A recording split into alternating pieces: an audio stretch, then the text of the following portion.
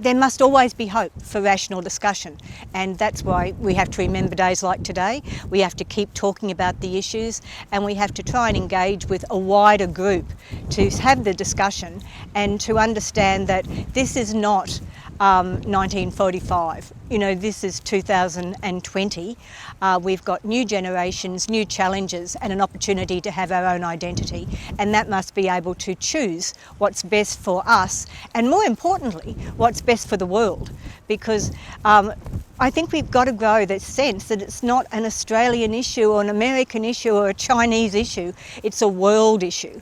And we have clear evidence that the kinds of weaponry we have available all over the world now, if they were to be brought into an open fight, the environment, our world would suffer.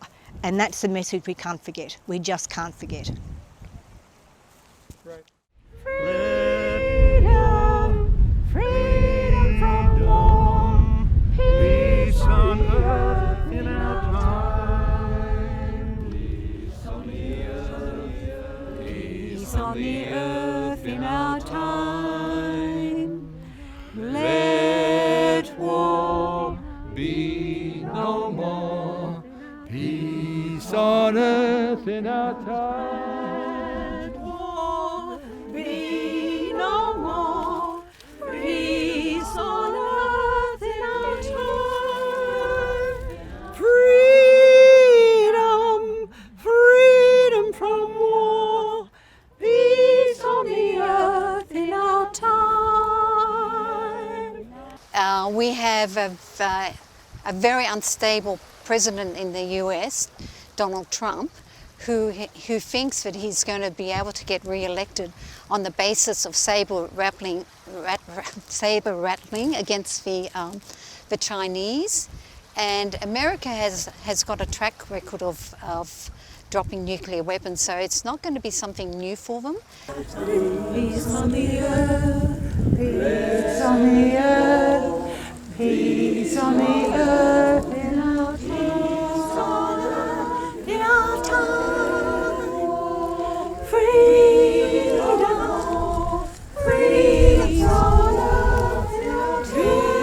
the earth in our freedom, freedom from war, peace on the earth in our time. The treaty, for those who don't know, is the United Nations Treaty on the Prohibition of Nuclear Weapons.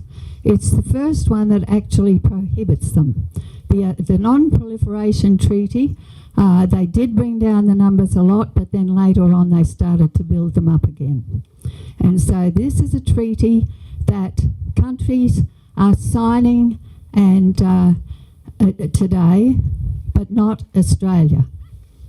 So if you think that we should put a ban on nuclear weapons, write to your Member of Parliament, write to the newspapers, let's all write to people and just see if at least we could get it made into the conversation somewhere, because people don't even know how many nuclear weapons there are. Freedom from war, peace on the earth in our time. Peace on the earth. It's way too easy to fight with words, and we've got to be very careful that the words don't translate to more horrific action, which is what happened in previous wars. If you learn from history, you can see that there were years of discussion and rhetoric leading up to World War I, World War II, Vietnam, Afghanistan, and then something happened, and then once that step is taken, you can't pull it back without more and more destruction. So there's a level of awareness of the dangers. Whether there's more awareness of the real horror of the nuclear threat, I'm not sure. I'm really not sure.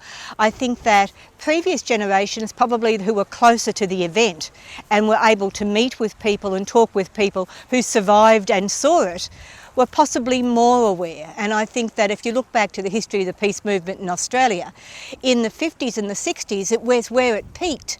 But when we have peace gatherings now, we do not get the numbers that we had in the past, where in fact the danger is greater. And it's